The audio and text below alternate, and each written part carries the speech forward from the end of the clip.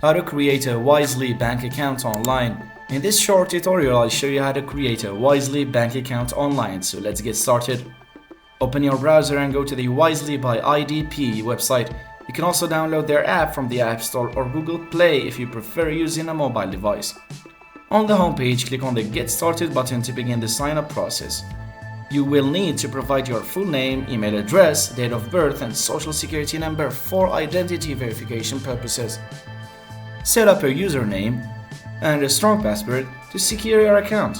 This will be required for logging into your account in the future, so make sure you set a very secure password that contains digits, letters, and some characters.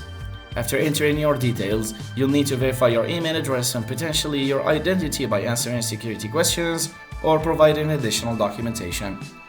Add your bank account or debit/credit card to fund your Wisely account or receive payments.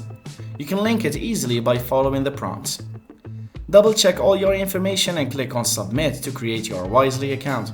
You should receive a confirmation email once your account is active. And now you're all set. Now you can use your Wisely account to manage finances, receive payments, and make transactions online.